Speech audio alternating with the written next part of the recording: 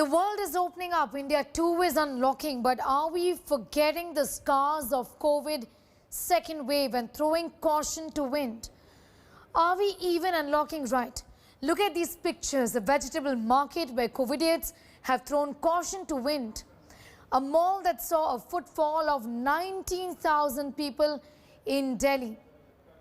Well, parks are shut, but restaurants are open. Up ahead on the show, we talk about the world unlocking and why right now we have to simply unlock in a scientific way. How do we go about doing that? I'm Sneha Mordani. This is COVID 360. First up, this report from the national capital. The High Court warning of a third wave as protocols are violated in Delhi. The Delhi High Court has issued notices to the centre and to the Delhi government saying that we are inviting trouble. Here's more.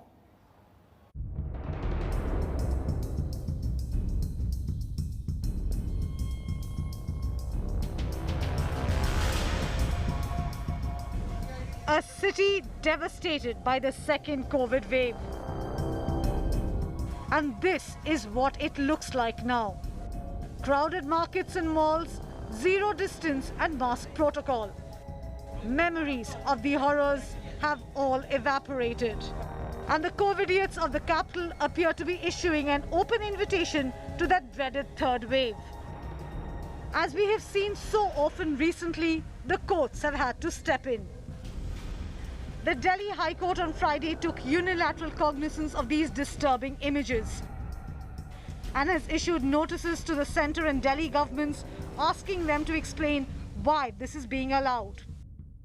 In a lot of places, people are forgetting the COVID protocols, because of which Delhi High Court judges have come down heavily and they have said measures need to be put in place which need to be followed. Otherwise, we could see a definite third wave. The High Court asked the centre and Delhi government to take strict measures, sensitize shopkeepers and hold meetings with markets and vendors associations in this regard. Television screens and social media have been flooded in the recent weeks with images of rampant crowding in markets across the national capital. From Delhi's Sadar Bazaar to Sarojini Nagar market to the upscale Khan market. Delhi citizens have exploded out onto the streets.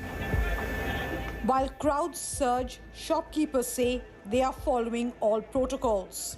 Moreover, the people who come here, they are more educated, I would say, and more cautious about, COVID-appropriate behavior. So in Khan market, such problem is not being seen. In first wave, I used to avoid sometimes. Sometimes I pull it down and all. But I think so now it's got a habit now. If I don't wear the mask, I feel something is missing in me. But this becomes now a part and parcel of a lifestyle only. The irony of these images is that Delhi Chief Minister Arvind Kejriwal said as many as 5,000 youth are being trained to work as assistants to doctors and nurses to mitigate possible shortages of medical staff during the third COVID-19 wave. सरकार ने एक बहुत बड़ा ambitious plan बनाया है। 5,000 health assistants तैयार करने का। इनको टेक्निकल भाषा में कम्युनिटी नर्सिंग असिस्टेंट्स कहते हैं। The decision comes after the Delhi government has already set up 2 committees to manage the third wave and mitigate its impact. But the unstoppable crowds in the capital won't stop tempting fate. Forgetting protocols is bad enough, but how could they forget the misery, the agony, the suffering that ravaged Delhi just weeks ago? With Aishwarya Paliwal in Delhi, Bureau Report, India Today. Hundreds of tourists throng Himachal Pradesh after the government relaxed norms. Delhiites want to get away, but why are we throwing caution to wind? Take a look.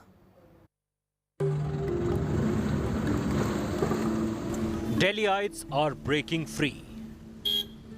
And it's the highway to Himachal Pradesh they're taking after weeks of being cooped up in their homes because of the lockdown.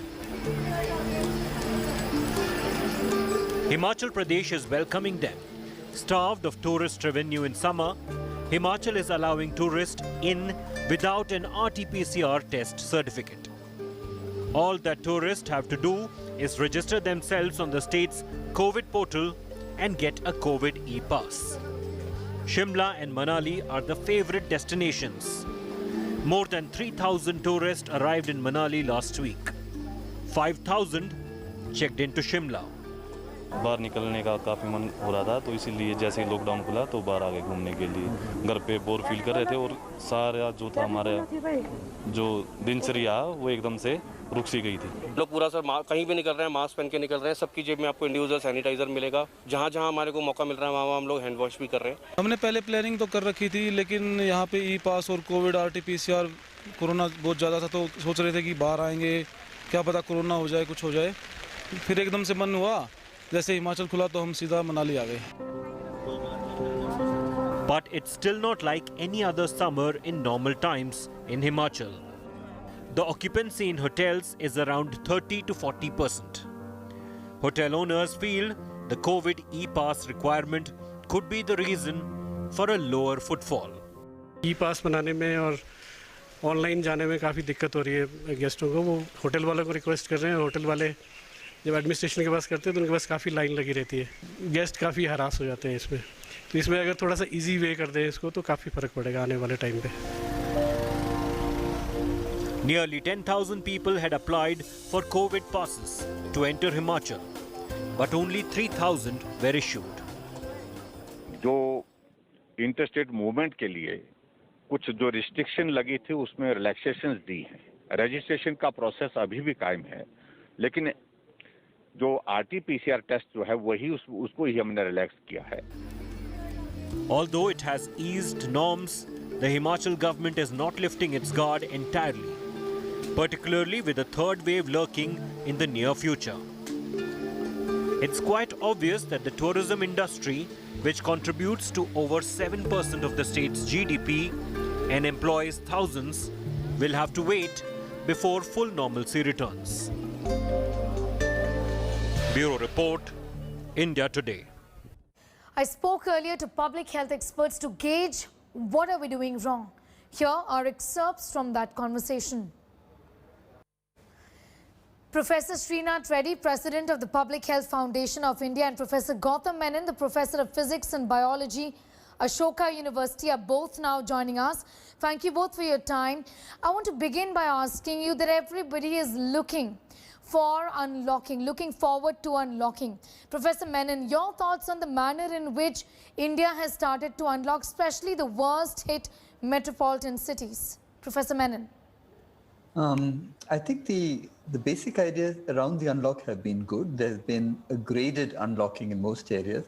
I'm a bit surprised that open spaces, parks, etc. have not been unlocked, at least according to the first round of the Delhi government. It makes sense to open up open areas that are well ventilated, that are outside rather than inside. I would rather have seen a little more caution around opening up interior locations that are not so well ventilated, theaters, malls, etc. But we'll have to see what happens. We have to be very, very careful about surveillance in the days to come to ensure that we're not seeing an uptick in cases that is significant. Professor Reddy, do you feel that the way we are opening up is not very scientific? Like Professor Menon pointed out, the idea is to get people to, in fact, not be in an indoor setting. We are in a situation where restaurants have opened up and parks are closed in Delhi, for example. I entirely agree with Professor Menon that this is a rather surprising and possibly counterproductive approach. We now recognize much more clearly than we probably were ready to accept last year that aerosol spread is a very common mode, and it's very likely that in closed environments we are likely to see more people get infected than in an open area. In fact, Britain recognized it to its great surprise as well as considerable degree of discomfort that when they started opening up indoor restaurants and in fact even offered discounts so that they could protect the business, that the cases zoomed up and then again they had to go into a lockdown.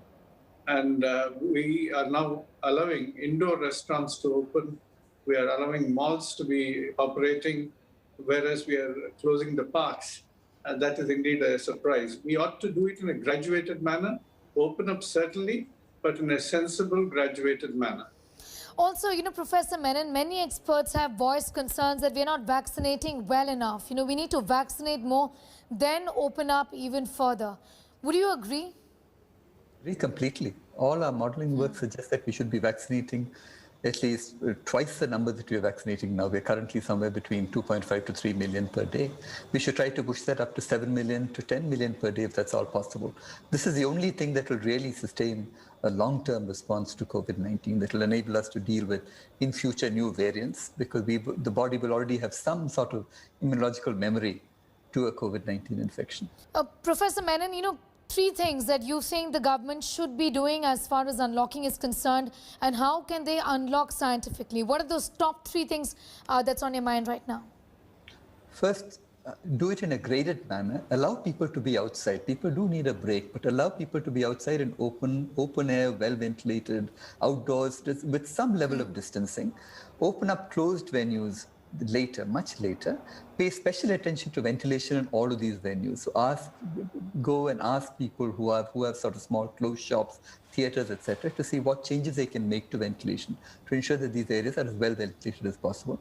Pay great attention to surveillance at this point. Look out very carefully across the city, across India, across the country, for changes in the distribution of cases, increases in test positivity. This is the only thing. Good surveillance is the only thing that will provide us some warning system of what might happen in the future if we are not careful. Professor Reddy, last question to you. Any country that India can really learn from, the way they have opened up, any role model, so to speak? Well, I think different countries have had different experiences, and we cannot always extrapolate one country's circumstance to ours. But look at the way Vietnam has handled. It has had very few deaths and kept the cases also under control, because they actually ensured that their opening up was also accompanied by a very strict surveillance system. And the moment they saw any outbreaks, they again tightened up some of the movement. There are other countries, particularly in Southeast Asia, which have generally done well, though right now there are a few problems. But even Britain, after having learned from its experience, having opened up too fast, the next time around, they actually opened up much more slowly. And even now, they're not fully opened up. Despite high levels of vaccination, they're still being extremely cautious. And that's the way we need to be as well. All right, Professor Menon, Professor Reddy, thank you so much for joining in with your perspective on that very important story. How to unlock right, how to unlock scientifically. Your word of advice is extremely important for the government as it is for all of us here. Thank you. Well, as countries are rushing to unlock their economies, the fear of another wave remains a threat.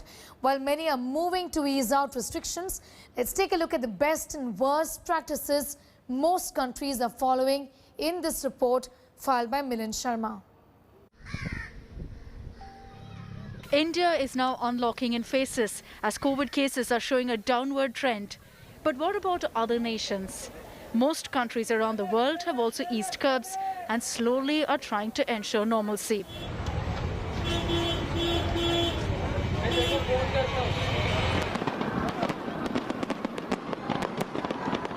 With vaccine rates at 70%, cheers and chants of New York City is back. The skyline in New York lit up with fireworks as almost all COVID-19 related restrictions on businesses, gatherings and masks have been lifted as NYC opens up again.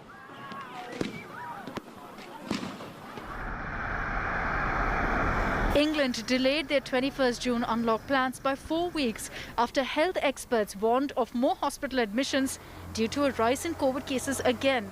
Health experts say the decision would provide more time to vaccinate the remaining population.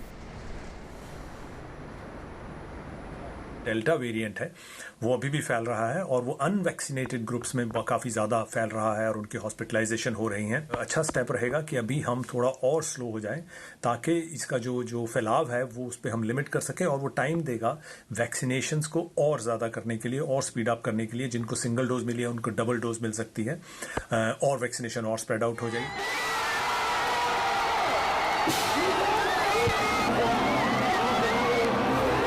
With the Tokyo Olympics next month, Japan will ease its emergency curbs. with limiting spectators to half the capacity, foreign spectators have been barred and fears that the Olympics could trigger another surge in infections. From June 14th, Singapore authorities will allow up to 5 people to gather from the current restriction of just 2. Restaurants will be allowed to open for dine-in from June 21st if the virus remains under control.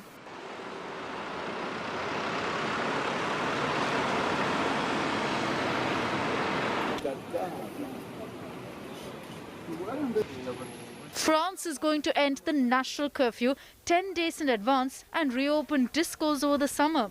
Gyms have reopened, indoor dining at restaurants is allowed again. The country has begun to issue a health e-pass to those above 11 years of age and fully vaccinated, those that have developed antibodies for COVID-19 or those who recently tested negative.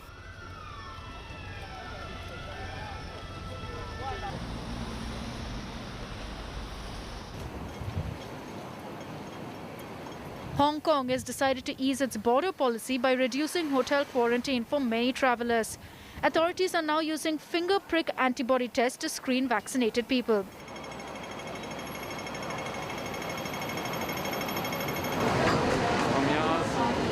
Austria will end a daily curfew from July. Sport and cultural events will be allowed at full capacity.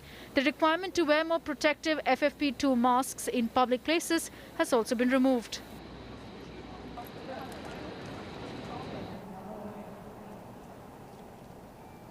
Thailand plans to fully reopen to foreign visitors in 120 days and give at least 1 vaccine dose to the majority of residents by early October. Phuket is set to reopen on July 1st. The new mutation called the Delta Plus, which is slowly spreading its footprints across the world. In the UK especially, more than 90% cases and the surge is being reported due to this variant. As health experts suggest, unlocking should be delayed by a little bit, but they also point out that vaccination needs to be increased and 2 doses are a must to protect populations and reduce rates of hospitalizations that seem to be the only focus before most countries unlock at this point. With Pradeep Gupta, Milan Sharma for India Today. Maharashtra task force has warned that the third wave could hit the state as early as 2 to 4 weeks. One of the reasons was given the crowding that Mumbai has seen in the past few days. The task force has said the total number of cases can reach up to 8 lakh and 10% of them could be children. The task force has also alerted the Chief Minister that the Delta variant of coronavirus could stoke the third wave in Maharashtra.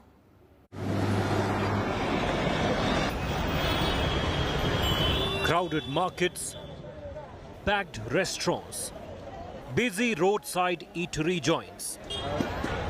India's financial capital has not unlocked fully, but it seems to have put the painful memories of the second wave of COVID behind.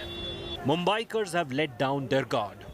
Experts warn this reckless behavior is an invitation to the third wave. Coronavirus का नया genome, नया mutation delta 2 virus India में आ चुका है.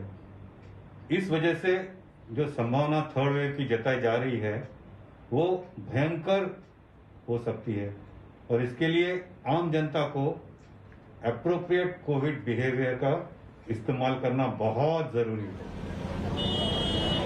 In Maharashtra, the COVID task force has warned the state government that there could be a third wave in 2 to 4 weeks if we are not careful. The task force, in a presentation to CM Uddhav Thackeray, said, in the third wave, the number of active patients could reach up to 8 lakh, and 10% out of them could be children. Chief Minister Thackeray has put the health agencies on alert. The administration has been told to be ready with necessary facilities in the event of a new wave. अगर लोगों ने अब समझना चाहिए कि सामने ये परिस्थितियां हैं, काम हो तभी निकले, या तो वैक्सीनेशन का शॉट जब तक का पूरा नहीं होता है तब तक निकल लेना चाहिए. इसमें फिर एक बार जो है सरकार को लोगों को साथ देना होगा. The threat is not limited to Mumbai. More cities across the country have reopened. Similar scenes are playing out in Delhi, for instance. The Delhi government too is preparing for a possible new wave. तीसरी wave आने के chances काफी real हैं। जब तीसरी wave आएगी तो हम ये नहीं कह सकते कि हम बीच में हमने कुछ नहीं किया। आपकी सरकार इस वक्त युद्ध स्तर के ऊपर काम कर रही है। This is the state of the marketplace even when there isn't 100% unlock. Imagine the state when there are no restrictions at all. As the COVID cases are coming down, citizens are demanding more relaxations. Industries are demanding more space to function. But yes, as the cases are coming down and the citizens take to the streets, they are forgetting that the danger is far from over. With Pankaj Upadhyay in Mumbai, Bureau Report, India Today. It's time for a quick break here. Much more news in just a bit.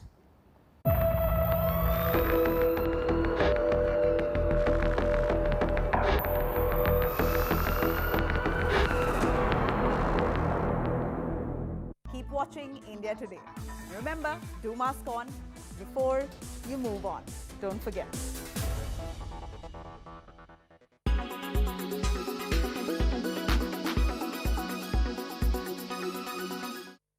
I think we are under attack.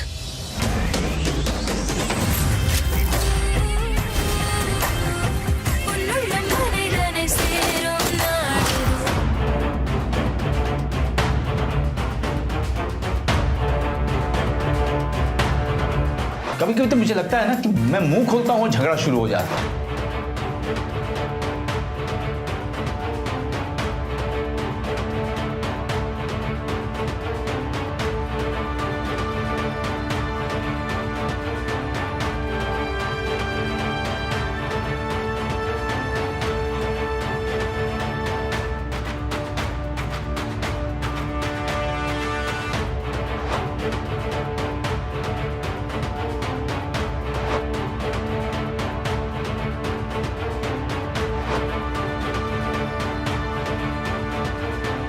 मुझे भी coat आता है। कभी कभी जीतने के लिए हारना पड़ता है, हार के जीतने वाले को बाजीगर कहते हैं।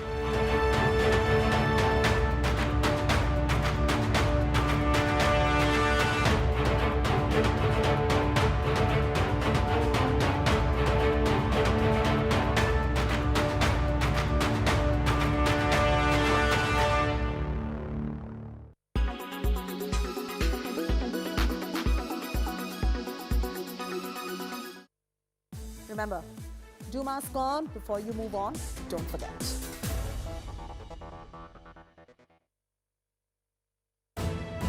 You are watching India Today.